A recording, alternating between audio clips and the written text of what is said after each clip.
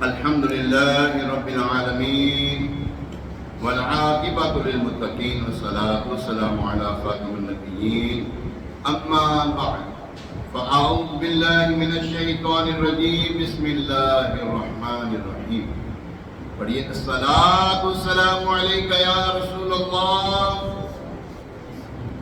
وعلى آلك وأصحابك يا حبيب الله الصلاة والسلام عليك يا نبي الله وعلى آلك وأصحابك يا نور الله نويت سنة الاعتکاف.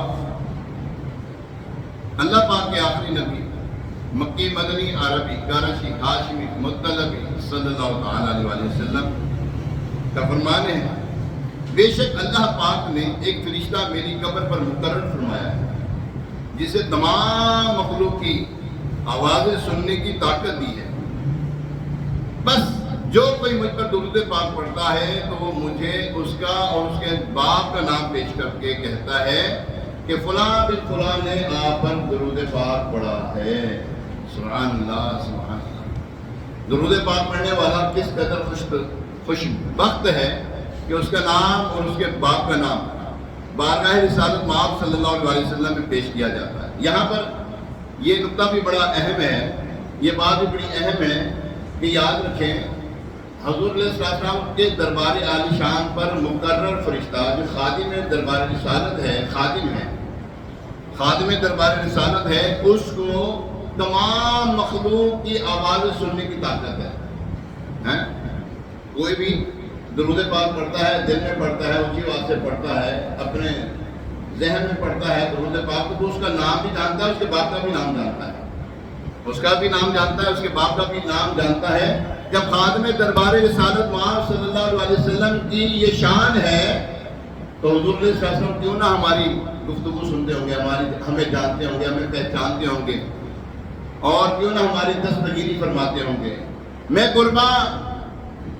قرباں اس ادائے دستگیری پر میرے آقا, میں قرباں اس ادائے دستگیری پر میرے آقا, مدد کو آ گئے جب بھی پکارا یا رسول اللہ صلی اللہ تعالیٰ علیہ وسلم. سبحان اللہ. اللہ تبارک تعالیٰ نے ہمارے پیارے آقا علیہ السلام کو ما کانا وما یکون کا علم عطا فرمایا, اور حضور علیہ السلام ہمیں بہت خوب جانتے ہیں, ہمیں پہچانتے بھی ہیں, جانتے بھی ہیں. سبحان اللہ. حضور علیہ السلام اپنی امتیوں کی پریشانیوں کو جانتے بھی ہیں اور مدد بھی فرماتے ہیں. فریاد امتی جو کرے حال اظہار میں, فریاد امتی جو کرے حال اظہار میں, ارے ممکن نہیں کہ خیر بشر کو خبر نہ ہو. اللہ کریم ہمیں بھی کثرت کے ساتھ درود السلام پڑھنے کی توفیق عطا فرمائے کہ ہمارا نام حضور علیہ السلام کی بارگاہ میں پیش کیا جاتا ہے. اس نیت سے پڑھیں کہ ہمیں سرکار علیہ السلام جانتے بھی ہیں اور ہمیں ہماری پریشانی کو جان کر ہماری پریشانی کو دور بھی فرماتے ہیں. جی ہاں بالکل, ان کی بارگاہ میں فریاد کریں, انشاءاللہ وہ ضرور مدد فرمائیں گے. اللہ کریم ہمیں کثرت کے ساتھ درود السلام پڑھتے رہنے کی توفیق عطا فرمائے. آئیے ایک مرتبہ سورہ برکت کے لیے, باعث رحمت کے لیے حضور علیہ السلام کی ساری امت خصوصاً اس ہفتے میں جو دنیا سے رخصت ہوئے اور ہماری اس مسجد کے نوازی جو دنیا سے رخصت ہوئے اب ہمارے درمیان میں نہیں ہے, اللہ کریم ان کی مغفرت فرمائے, ان کے سارے ثواب کے لیے درود پاک پڑھ لیتے ہیں. الصلاۃ والسلام علیک یا رسول اللہ وعلی آلک واصحابک یا حبیب اللہ, الصلاۃ والسلام علیک یا نبی اللہ وعلی آلک واصحابک یا خاتم النبیین. پیارے محترم صاحب, آج 10 اکتوبر ہے 2025. 17 کتنی ہو گیا,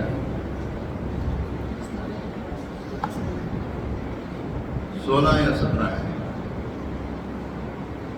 1447 سن ہجری 17 ربیع الاخر ماہ فاخر ماہ عبد القادر. اللہ کریم ہمیں 16 ربیع الاخر ماہ فاخر ماہ عبد القادر 1447 سن ہجری. اللہ کریم ہمیں جمعۃ المبارک کی برکت سمجھنے کی توفیق عطا فرمائے۔ اللہ تبارک تعالی کہاں پر کروڑ کرموں میں سے یہ کرم ہے کہ اس نے ہمیں مسجد میں حاضری کی سعادت عطا فرمائی ہے۔ آج جو بیان کا موضوع ہے وہ ہے نسلی تعصب کے نقصانات۔ نسلی تعصب کے نقصانات۔ قال اللہ تبارک و تعالی فی القرآن الکریم، اللہ پاک قرآن پاک میں ارشاد فرماتا ہے، بسم اللہ الرحمن الرحیم، وَإِذَا قِيلَ لَهُمْ آمِنُوا بِمَا أَنزَلَ اللَّهُ قَالُوا نُؤْمِنُ بِمَا أُنزِلَ عَلَيْنَا وَيَكْفُرُونَ بِمَا وَرَاءَهُ وَهُوَ الْحَقُّ مُصَدِّقًا لِمَا مَعَهُمْ قُلْ فَلِمَ تقولون انبیاء اللہ من قبل ان کنتم مؤمنین۔ پارہ 1 سورہ بقرہ آیت نمبر 91۔ صدق اللہ العظیم و صدق رسولہ النبی الکریم الامین علیہ الصلوۃ والتسلیم۔ آسان ترجمہ قرآن کنز العرفان۔ اور جب ان سے کہا جائے کہ اس پر ایمان لاؤ جو اللہ نے نازل فرمایا ہے تو کہتے ہیں ہم اسی پر ایمان لاتے ہیں اور ہمارے اوپر نازل کیا گیا، اور وہ توریت کے علاوہ دیگر کا انکار کرتے ہیں، حالانکہ وہ قرآن بھی حق ہے، ان کے پاس موجود کتاب کی تصدیق کرنے والا ہے۔ اے محبوب صلی اللہ علیہ وسلم تو فرما دو، اے یہودیوں اگر تم ایمان والے تھے تو پھر پہلے تم اللہ کے نبیوں کو کیوں شہید کرتے تھے؟ یہ قرآن پاک اس کا ترجمہ ہم نے سنا ہے، آگے اس کے بارے میں سنتے ہیں۔ یاد رکھے پیارے اور محترم اسلام بھائی، ہدایت بڑی چیز ہے۔ ہدایت اللہ تبارک تعالیٰ کی طرف سے ہدایت نہ ملے یہ بندہ بہت خسارے میں ہے۔ ہدایت جو ہے بہت بڑی نعمتوں میں سے نعمت ہے، اور بلکہ سب نعمتیں اسی کی وجہ سے ملی ہیں۔ ہدایت ہے تو سب کچھ ہے۔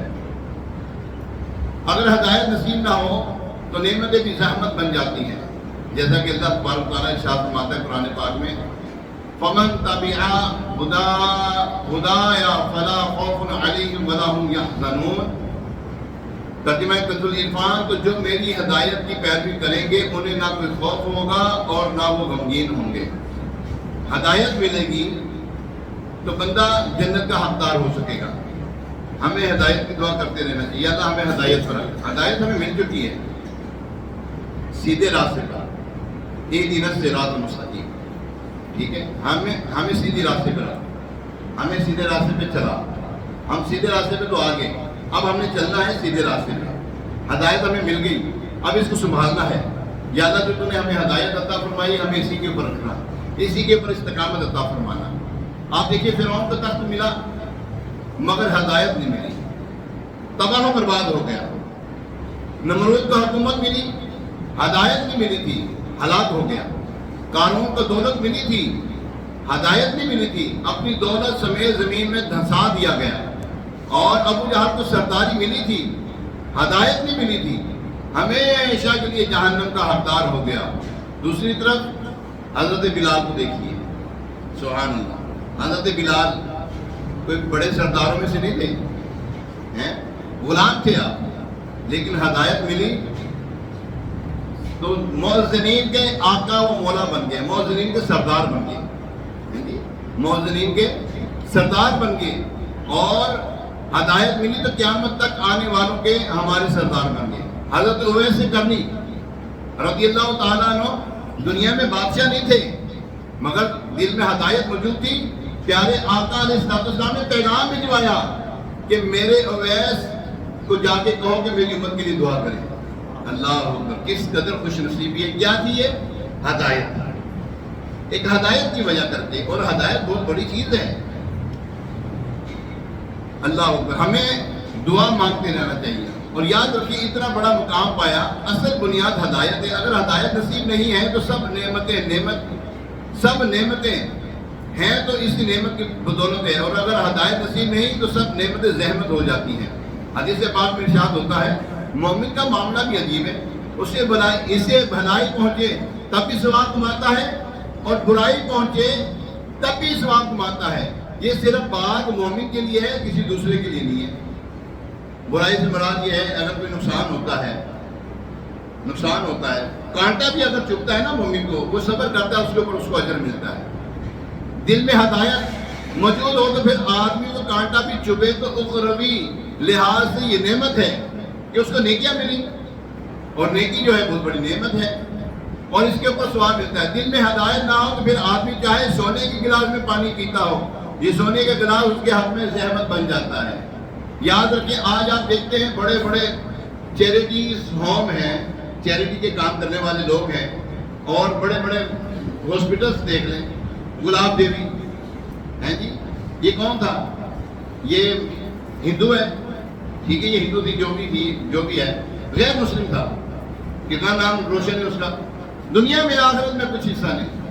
یہ میو ہاسپٹل دیکھ لیں، یہ کسی عیسائی کا تھا، نام اس کا روشن ہے، یعنی کہ اس کا جو کام ہے وہ چل رہا ہے، دنیا میں حصہ آخرت میں نہیں ہے۔ اس طرح گنگا رام ہاسپٹل ہے، اس طرح یہ کیا نام ہے، اور بھی دیگر آپ سمجھتے ہیں اس چیز کو، اب ایک فردن نام کو لینا مناسب نہیں ساروں کا۔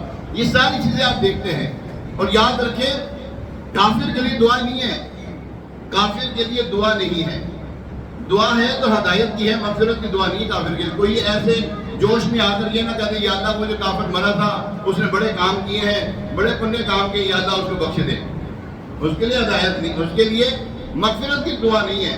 ہاں، قرآن میں صراحتاً منع کر دیا گیا ہے، ان کے لیے دعا نہیں کر سکتے بخشش کی، ہاں ان کے لیے دعا کرنی ہے تو زندہ ہے تو مغفرت کی دعا، وہ ہدایت کی دعا کرنی، یا اللہ اس کو ہدایت عطا کر، یا اللہ یہ جو جتنے کافر ہیں ان کو ہدایت عطا فرما، یہ یہودی ان کو ہدایت عطا فرما، یہ تو دعا کر سکتے ہیں، ٹھیک ہے نا، ان کے لیے مغفرت کی دعا نہیں ہے۔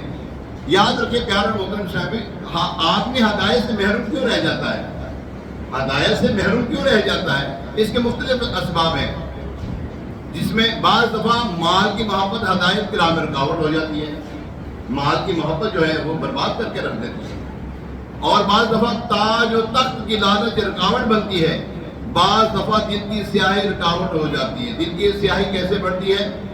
نبی پاک علیہ وسلم کے حدیث مبارکہ مفہوم ہے، کتابوں میں یہ مضمون موجود ہے، جب بندہ ایک گناہ کرتا ہے اس کے دل پر سیاہ نقطہ لگا دیا جاتا ہے، ڈاٹ، سیاہ نقطہ لگا دیا جاتا ہے۔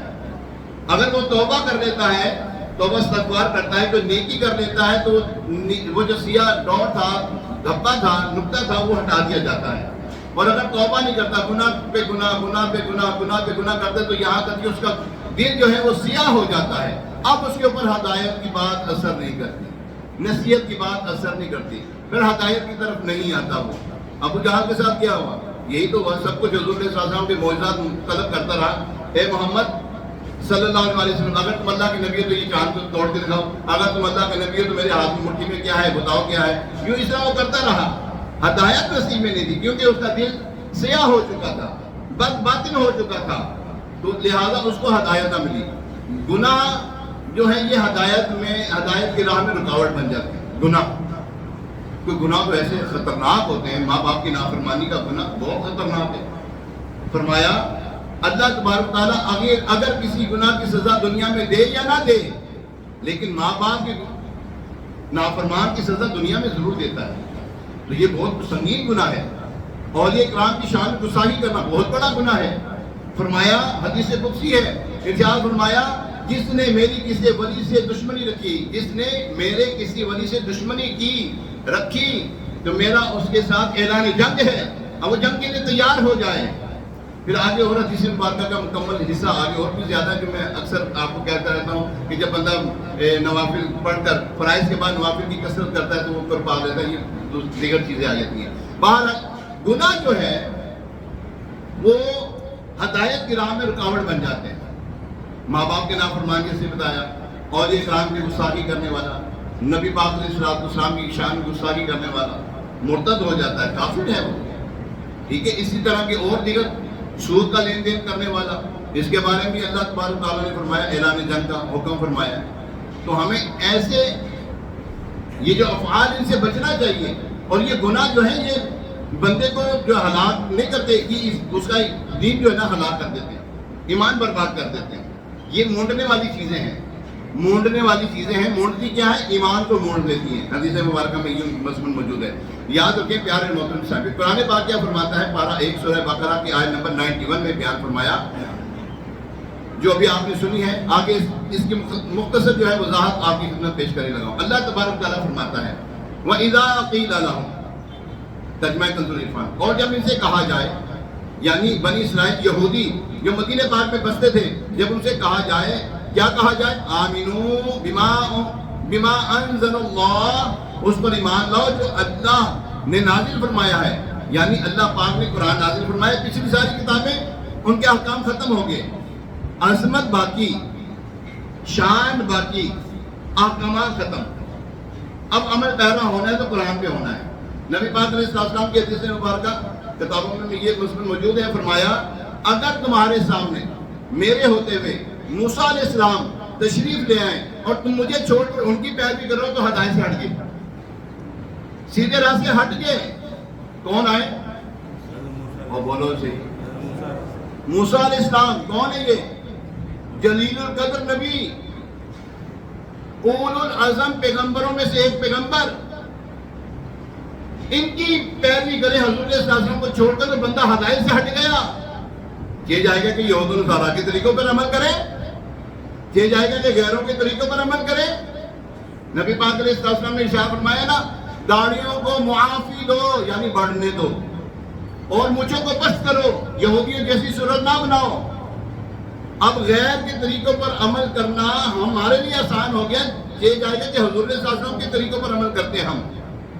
ہم احکامات کس کے ماننے؟ ہم نے احکامات اللہ اور اس کے رسول کے. ہم کس کے طریقوں پہ چل رہے ہیں؟ غیروں کے طریقوں پر عمل کرتے ہوئے. آج ان سے دوستیاں ہیں ہماری، آج ان سے کٹ جوڑ ہیں. یہ کٹ جوڑ کیوں ہے؟ قرآن نے فرما دیا یہ تو یہودی، یہ نرے نجس ہیں، یہ کبھی تمہارے یہود و نصارہ تمہارے دوست نہیں ہو سکتے. جب یہ واضح بابانگے دوہل قرآن پاک نے ہمیں فرما دیا، اب ہم کیوں ان کے پیچھے لگ رہے ہیں؟ وجہ کیا بنی؟ ہدایت رکاوٹ ہے. ہدایت کی راہ میں کیا رکاوٹ ہے؟ ان کی دوستی.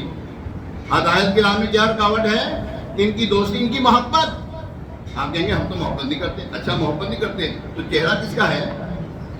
بتاؤ نا، یہ چہرہ کس کا ہے؟ پھر یہ جسم کے اوپر کپڑے کس کے ہیں؟ نبی پاک علیہ السلام کی سنت کے مطابق تو ہمارا لباس نہیں ہے. نبی پاک علیہ السلام کی سنت کے مطابق ہمارا چہرہ تو نہیں، ان کے فرامین کے مطابق. تو بھائی پھر کس کا ہے؟ یہ دو رنگی چھوڑو نا، یا تو رنگی ہو جا، یا کسی کو اپنا کر دے یا کسی کا ہو جا. نہ ہم یہاں آتے نہ وہاں آتے، بیچ میں اٹکے ہوئے. ہم نے اپنے آپ کو جناب ہم نے اپنے آپ کو مطمئن کیا ہوا ہم ٹھیک چل رہے ہیں بھائی، جو بھی کر رہے ہیں ہم ٹھیک کر رہے ہیں، بس ٹھیک ہے. یار کوئی نہیں ٹھیک ہے. ٹھیک وہی ہے جو اللہ اور اس کے رسول نے فرما دیا. ایمان لانا ہے نا. قرآن فرماتا ہے یا ایھا الذین آمنوا ادخلوا فی السلم کافہ، اے ایمان والو، اے وہ لوگ جو ایمان لائے ہو اسلام میں پورے داخل ہو جاؤ. پورے داخل ہونے کا مطلب کیا ہے؟ حالانکہ یہ آیت مبارکہ کس کے اوپر نازل ہوئی، اس کا شان نزول کیا ہے؟ اس کے شان نزول یہ ہے، حضرت عبداللہ بن سلام رضی اللہ تعالیٰ عنہ یہودیوں کے بہت بڑے عالم تھے، مسلمان ہو گئے. ایک غزوے کے موقع پر، توجہ رکھیے گا ذرا، ایک غزوے کے موقع پر اونٹ ذبح کیے گئے. کیا ذبح کیے گئے؟ یہودی جو ہے اونٹ کھاتے نہیں ہیں، یہودی جو ہے اونٹ نہیں کھاتے. حضرت عبداللہ بن سلام رضی اللہ تعالیٰ عنہ نے یہ نہ کہا میں نہیں کھاتا، میں اس کو اچھا نہیں سمجھتا، یہ نہیں فرمایا. آپ نے فرمایا میں نہیں کھا رہا. یعنی اس کے اوپر آپ نے ایریگیشن نہیں لگایا کہ میں یہ میرے لیے جائز نہیں ہے، ایسا نہیں فرمایا میں نہیں کھا رہا، بس اتنا کہا. تو قرآن کی آیت نازل ہو گئی. حلال چیز ہے، اونٹ کا گوشت کھانا حلال چیز ہے، بس یہ کہا میں نہیں کھا رہا. قرآن نے فرما دیا ادخلوا فی السلم کافہ، اسلام میں پورے داخل ہو جاؤ نا. ہم کیا کرتے ہیں؟ یہ کوئی چیز لے لیتے ہیں وہ چھوڑ دیتے ہیں، وہ لے لیتے ہیں وہ چھوڑ دیتے ہیں. نہیں، مکمل طور پہ داخل ہونا ہے، پورے طور پر داخل ہونا. آگے نا اسلام میں اب تمہیں اسلام کی مل گئی. اسلام میں داخل ہونے والے کو کیا ملتی ہے؟ اب کیوں چھوڑ کے جا رہے ہو یار اسلام کی؟ یہ پیارا دین چھوڑ کے کیوں جا رہے ہو یار؟ یہ محبت والا دین کیوں چھوڑ کے جا رہے ہو؟ یہ جس نے ہمیں بخشوانا ہے، اس دین کے اوپر چلتے ہم نے جنت میں جانا ہے، وایا مدینہ جانا ہے انشاءاللہ. کہاں سے جانا ہے؟ مدینے ہوتے ہوئے جنت میں جائیں گے انشاءاللہ. جنت میں تیری رضواں سوز و گداز بھی ہیں. جنت میں تیری رضواں سوز و گداز بھی ہیں. دیکھ عشق میں رلاتا سرکار کا مدینہ ہے. کہاں کوئی روتا ہے جنت کی خاطر، ارے رلاتی ہے عاشق کو یاد مدینہ. تو ہم انشاءاللہ جائیں گے. جنت میں جانا کہاں سے جانا ہے؟ مدینہ وایا مدینہ انشاءاللہ الکریم. اللہ ہمیں جلدی جلدی بلائے، مدینہ پاک کی حاضری نصیب فرمائے. یاد رکھیں، دیکھیں ہم مدینے کی بات کریں، مدینے والے کی باتوں کے اوپر عمل کیوں نہ کریں؟ یہ مدینے والے صلی اللہ علیہ وسلم پر تو نازل ہوا نا قرآن. اب اس قرآن کے اوپر عمل کرنا ہے. قرآن میں جو احکامات نازل ہوں گے ان کو ماننا ہے. جن احکامات سے منع کر دیا اب بچنا ہے. نہیں پتا کن چیزوں سے بچنا ہے، نہیں پتا، سیکھ لیں نا. گاڑی چلاتے ہیں بغیر سیکھے چلاتے ہیں؟ نہیں، سیکھ کے چلائیے. بغیر سیکھے چلائیں گے پتہ نہیں اب تک تو کتنوں کو مار چکے ہوتے ہیں. جب یہ گاڑی چلاتے ہوئے ہم سیکھنے کا لحاظ رکھ رہے ہیں تو قرآن ہم نے دین پر چلنے کے لیے قرآن پاک کو کیوں نہیں سیکھا؟ قرآن کے احکامات کو کیوں ہم پسے پوچھ ڈالے بیٹھے ہیں؟ ہم ان کے اوپر کیوں نہیں عمل پیرا ہو رہے ہیں؟ قرآن سیکھیں یار، قرآن پڑھیں، قرآن سیکھیں. ایک شاعر کہتے ہیں یہی ہے آرزو تعلیم قرآن عام ہو جائے. یا اللہ ہمیں قرآن پڑھنے والا بنا دے، قرآن پڑھانے والا بنا دے. یا اللہ قرآن پر عمل پیرا ہونے والا بنا دے. یہی ہے آرزو تعلیم قرآن عام ہو جائے. تلاوت کرنا میرا کام صبح و شام ہو جائے. تلاوت کرنا میرا کام صبح و شام ہو جائے. یعنی پیارے محترم صاحب اللہ فرما رہا ہے جو قرآن ہم نے اپنے آخری نبی صلی اللہ علیہ وسلم پہ نازل کیا ہے اس پر ایمان لاؤ. آگے فرمایا قالو، آپ جی انؤمن ہے کہ نؤمن ہے؟ یہاں پر نؤمن ہے. یہ پارہ 1991 آئے تھے 91. آگے مجھے شائبہ لگ رہا ہے کہ قالو نؤمن بما انزل علینا ویکفرون بما وراءہ. میں وہ پہلے آتا نا انؤمن، اس میں دیکھو قرآن کی سورہ بقرہ آیت نمبر 51 دیکھیے گا. بہرحال ترجمہ پڑھنے لگے چونکہ اس میں مجھے کچھ شائبہ لگ رہا ہے. ترجمہ قرآن کنز العرفان. تو کہتے ہیں ہم اسی پر ایمان لاتے ہیں جو ہمارے اوپر نازل کیا گیا اور وہ توریت کے علاوہ دیگر کا انکار کرتے ہیں. یہودی جو تھے توریت کو مانتے تھے، باقی جب قرآن آگے کہنے لگے ہم تو توریت کو مان تو رہے ہیں، جبکہ فرما دیا گیا کہ توریت کو نہیں ماننا، اب جو قرآن نازل ہو گیا اس کو ماننا ہے. یہ ہے ہدایت سے محرومی کا سبب. بنی اسرائیل ہم ہے نا اپنی باتوں کو لیتے ہیں، ہم کہتے ہیں دین ہمارے مطابق چلے. ہم نے دین کے مطابق نہیں چلنا، معذرت کے ساتھ. دین ہمارے مطابق چلے، ہم دین کے مطابق نہ چلیں. نہیں سر، ہاں یہ ہمارا اس وقت جو ہے نا معاملہ یہ چل رہا ہے. بہرحال یہ ہے ہدایت سے محرومی کا سبب. بنی اسرائیل ہدایت سے محروم کیوں رہے؟ کیونکہ ان کے دلوں میں نسلی تعصب موجود تھا. یہ کہتے تھے جو نبی علیہ السلام بنی اسرائیل سے آئے، جو اللہ پاک نے بنی اسرائیل کے نبیوں پر نازل فرمایا ہم تو اسے مانیں گے، اس کے علاوہ کسی پر ایمان نہیں لائیں گے. پھر اللہ تبارک تعالیٰ جواب میں ارشاد فرماتا ہے وَهُوَ الْحَقُّ مُصَدِّقًا لِمَا مَعَهُمْ.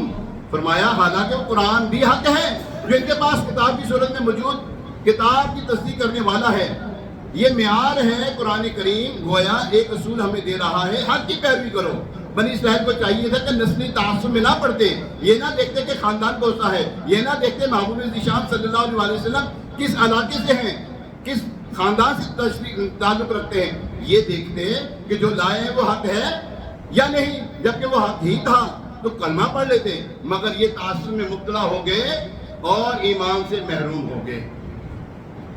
اچھا قرآن پاک آگے ارشاد فرماتے ہیں ان کے بارے میں اے محبوب تم فرما دو اے یہودیو اگر تم ایمان والے تھے تو پہلے تم اللہ کے نبیوں کو کیوں شہید کرتے تھے؟ ان یہودیوں نے کئی سو انبیاء کرام علیہ السلام کو شہید کیا ہے، بڑی بے دردی سے شہید کیا ہے. حضرت یحییٰ علیہ السلام انہی کے خاندان کے تھے، حضرت زکریا علیہ السلام انہی کے خاندان سے تھے، اور حضرت عیسیٰ علیہ السلام کو شہید کرنے کے ناپاک سازش انہوں نے کی. اللہ تبارک تعالیٰ نے حضرت عیسیٰ علیہ السلام کو زندہ آسمان پر اٹھا لیا. دو انبیاء کرام جن کے اوپر موت کا حکم نہیں آیا، موت کا حکم ابھی نہیں آیا، وہ آسمان پہ ہیں. دو کون کون سے؟ حضرت ادریس علیہ السلام اور حضرت عیسیٰ علیہ السلام. دو زمین پر اس وقت انبیاء کرام جن کے اوپر موت کا حکم ابھی نہیں آیا، وہ دو ہیں انبیاء کرام. ایک ہیں حضرت الیاس علیہ السلام اور دوسرے کون سے ہیں؟ حضرت خضر علیہ السلام. تو یہ پیارے محترم صاحب انبیاء کرام علیہ السلام کو یہ شہید کیے انہوں نے.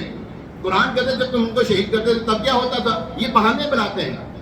یہ کیا کرتے ہیں؟ اٹکل پچکو سے کام لیتے ہیں، بہانے بناتے ہیں، اپنی میں کرتے ہیں، اپنی چلاتے ہیں. تو پھر قرآن پاک نے اللہ تبارک تعالیٰ نے ان کو ایمان سے محروم رکھا. آج یہودی جو ہے آج کیا کر رہے ہیں؟ مسلمانوں کو کیا کچھ نہیں کر رہے ہیں. دیکھیں غزہ میں کیا ہو رہا ہے، فلسطین میں کیا ہو رہا ہے، دیگر ممالک میں کیا ہو رہا ہے، ہمارے پاکستان میں کیا ہو رہا ہے. پاکستان یہ مسلمانوں کو آپس میں لڑایا جا رہا ہے. آج مسلمان ایک دوسرے کے سامنے ہے، فائرنگ ہو رہی ہے، ایک دوسرے کو شہید کیا جا رہا ہے. کیا ہے یہ یہودیوں کی سازش ہے، اس کے پیچھے لگے ہوئے ہیں. ہم قرآن کو چھوڑیں گے تو پھر اسی طرف آئیں گے. ہمیں قرآن کو نہیں چھوڑنا. ہم نے قرآن کو بلند آواز سے بولے، ہم نے قرآن کو نہیں چھوڑنا. اللہ اور اس کے رسول کے راستے کو نہیں چھوڑنا. اسی کے راستے پہ چلنا. اسی راستے پہ چلیں گے تو ہدایت پائیں گے. وگرنہ ہدایت سے محروم یہودی رہے تو ہم کے یہ یہودی جو تھے، یہودوں بنی اسرائیل جو قوم تھی بڑی لاڈلی قوم تھی پہلے. جی ہاں بڑی لاڈلی قوم تھی یہ. لیکن انہوں نے اللہ اور اس کے رسول کے احکامات کو ٹھکرایا. اللہ تبارک تعالیٰ نے ان کو برباد کر دیا. یہ قیامت تک برباد ہی رہیں گے. ان کے بارے میں قرآن نے فرما دیا، جو فرما دیا سو فرما دیا. یہ ہمارے دوست بھی نہیں ہو سکتے، ہمارے بھائی بھی نہیں ہو سکتے، خیر خواہ بھی نہیں ہو سکتے. ہم نے ان سے دوستی نہیں کرنی، ان کے طریقوں پہ نہیں چلنا. یاد رکھیں پیارے محترم سامعین،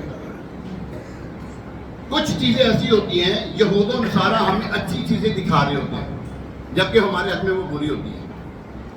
جبکہ ہمارے حق میں اچھی نظر آ رہی ہے لیکن ہے بری، کیونکہ ان کو پتا ہم نے تو مسلمان کو بیڑا غرق کرنا ہی کرنا ہے. مسلمانوں کے حامی وہ ہے ہی نہیں. وہ آپ کو جھانسا دیتے ہیں اور مسلمان بھولے پن میں نہیں، بے وقوفی میں آ کر ان کے پیچھے لگ جاتا ہے. ہمیں بچنا ہے.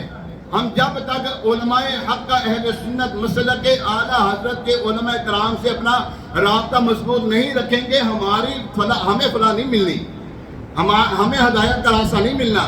کیونکہ یہی وہ علماء حق کا اہل سنت مسلک کے اعلیٰ حضرت والے جو علماء کرام ہیں، یہی صحیح معنوں میں دین اسلام کو لے کے چل رہے ہیں اور انہی کے پیچھے چلیں گے تو انشاءاللہ کامیابی ہمیں نصیب ہوگی. آخری بات عرض کرنے لگا. فی زمانہ آپ دیکھ رہے ہیں فتنوں کا دور ہے. گھر میں بیٹھے فتنہ ہمیں جو ہے نا نصیب ہو رہا ہے. گھر میں بیٹھے دیکھنے کو مل رہا ہے ہمیں. کیسے؟ ٹی وی کی صورت میں، موبائل کی صورت میں اور یہ سوشل میڈیا کی صورت میں ہمیں فتنے مل رہے ہیں کہ نہیں مل رہے؟ عجیب و غریب قسم کی فتنے. جان چھوڑائیں یار یہ سوشل میڈیا سے. یقین کریں سچی بات بتا رہا ہوں، اگر کوئی اس میں نہیں پڑھا تو وہ بہت مبارک والا بندہ ہے جو اس میں نہیں پڑھا ہوا. وگرنہ اس میں پڑھنے والا اپنا ایمان بچا لے بہت مشکل بات ہے. اس وقت آپ کرولنگ کر رہے ہیں، اوپر جا رہے ہیں، نیچے کر رہے ہیں، کوئی نہ کوئی آ رہا ہے بکواس کرنے والا. اللہ نہ کرے اس کی بات دل میں گھر کر کے تو ہم کہتے ہیں سنو سب کی کرو اپنے من کی. نہیں، غلط ہے جملہ یہ. کیوں سنیں سب کی بھائی؟ کیوں سنیں؟ اپنے گھر میں کسی کو آنے دیتے ہیں؟ اب بولو صحیح. اب کسی غیر کے آنے دیتے ہو؟ اور اپنا بھی ہو تو سوچ سمجھ کے اس کو بلاتے ہیں. ہم اپنا بھی ہو تو میں تو اپنا ہے کہ نہیں اج تک بلایا تھی کہ غیر کو بلا دیا. آپ کہیے ہم نے تو نہیں بلایا. آپ بلاتے کیوں نہیں؟ آپ اپنے سوشل میڈیا چیک کر لیں. یہ تمہارا گھر نہیں آ رہا تو یہ گھر نہیں تو اور کیا ہے؟ آپ کے ہاتھ میں یہ جو موبائل ہے یہ تمہارا گھر ہے. آپ کے گھر پہ جو اسکرین لگی ہوئی ہے اس میں غیر آ رہے ہیں. یہ غیر آ رہا ہے تمہارے گھر کے اندر. اپنوں کو داخل کریں. مدنی چینل لے کر آئیں. آپ مدنی چینل لے کر آئیں گے تو ہمارے گھر کی فلاح ہوگی انشاءاللہ. ہمارا گھر سدھرے گا. ہم نے غیروں کو جو ہے نا رستہ دیا ہوا ہے. ہم نے غیروں کو اپنے دل میں بٹھایا ہوا ہے. غیروں کے طریقوں پر عمل کر رہے ہیں اور پھر کہتے ہیں ہم اسلام والے یار، ہم اسلام کے اوپر چل رہے ہیں. کون سا اسلام ہے یار یہ؟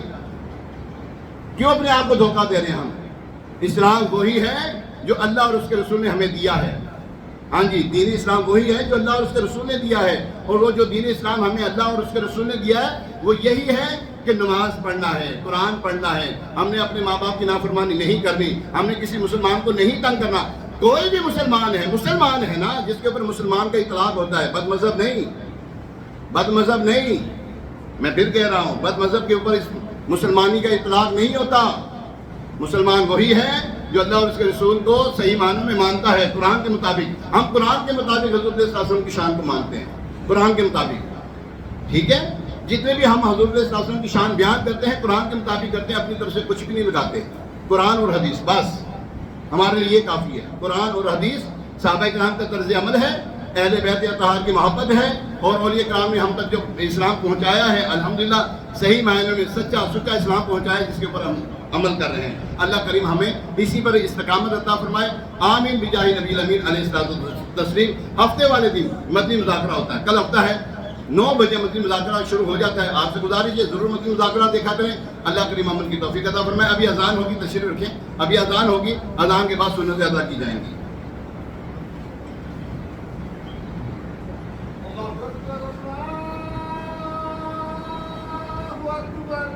اللہ اکبر.